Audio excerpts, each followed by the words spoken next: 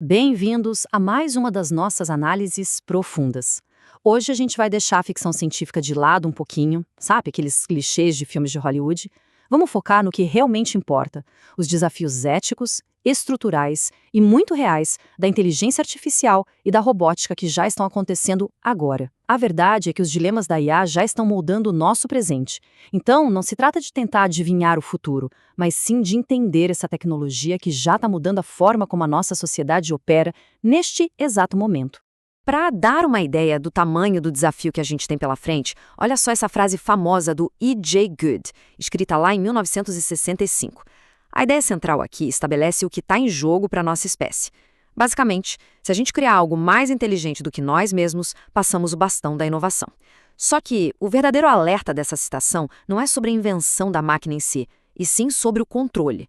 E para a gente sequer começar a entender como lidar com esse controle colossal lá na frente, precisamos primeiro recuar um pouco e olhar para as realidades práticas do nosso dia a dia. Então, o nosso roteiro de hoje está dividido em 5 partes bem diretas. Primeiro, vamos falar de dados, viés e decisões. Depois, a IA no mundo físico.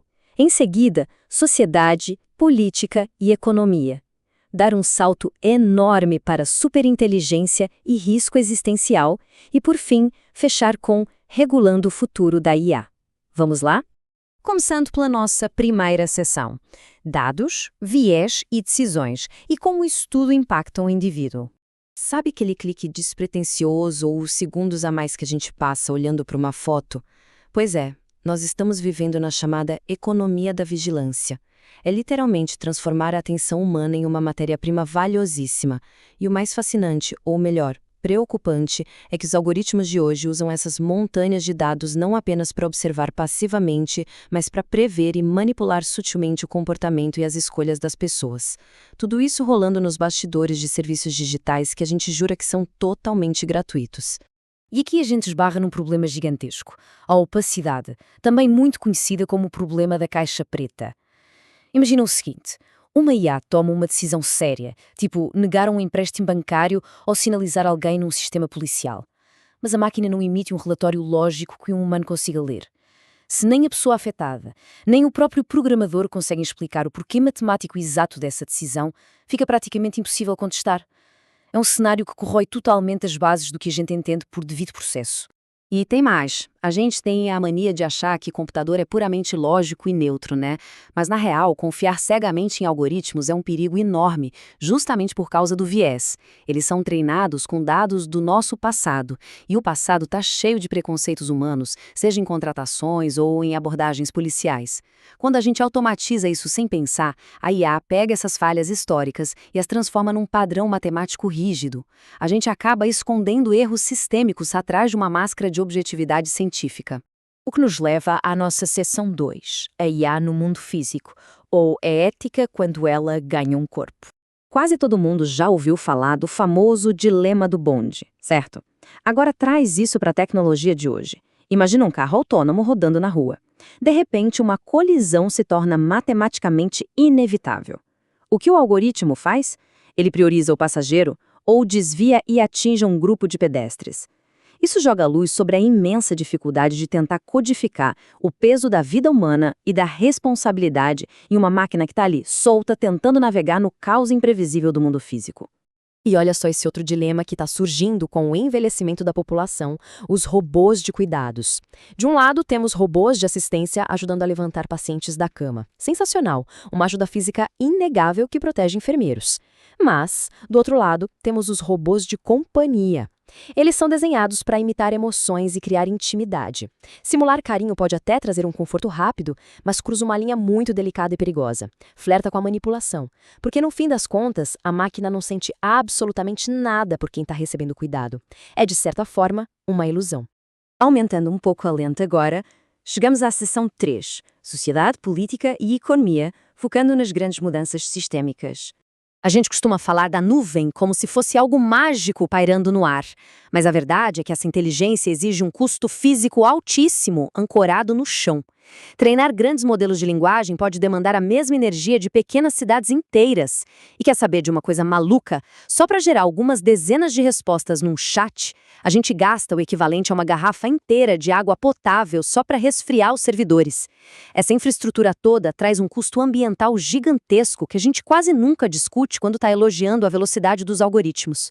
Indo agora para o campo político, pensem que as mesmas ferramentas que personalizam anúncios e criam arte maravilhosa são igualmente boas em automatizar propaganda política em grande escala. O cenário hoje permite gerar desinformação de forma barata e rápida, como aqueles áudios e vídeos sintéticos hiperrealistas, os deepfakes. Isso polui o nosso ambiente cívico. Quando a mentira é feita sob medida para explorar os nossos vieses, fica incrivelmente difícil para o público separar o que é uma verdade objetiva de uma fabricação completa. E no mercado de trabalho, a IA não está simplesmente acabando com empregos de forma igual para todo mundo. Ela está polarizando as coisas. É a famosa curva em altera, sabe? O peso de academia. Nas pontas, a demanda continua crescendo. De um lado, os trabalhos intelectuais e criativos, do outro, os trabalhos manuais não estruturados. Mas quem está levando a pior ao meio? Aquelas tarefas intelectuais, previsíveis e baseadas em regras, estão incluindo rápido, porque a automação digital tira isso de letra. O esvaziamento da classe média é uma preocupação económica fortíssima. Entrando agora na nossa penúltima parte, a seção 4, superinteligência e risco existencial, o impacto lá no nível da nossa espécie. Olhando para essa linha do tempo de como a computação cresceu, a gente vê uma trajetória impressionante e implacavelmente exponencial. A lei de Moore, lá nos anos 70, preparou o terreno para o hardware, e hoje vemos o aprendizado profundo resolvendo coisas antes impossíveis. É essa aceleração brutal que faz pesquisadores e filósofos levarem muito a sério a ideia de uma singularidade, um momento que o Ray Kurzweil previu lá para 2045, onde a máquina ficaria tão inteligente que escaparia do nosso controle, uma verdadeira explosão de inteligência impossível de reverter.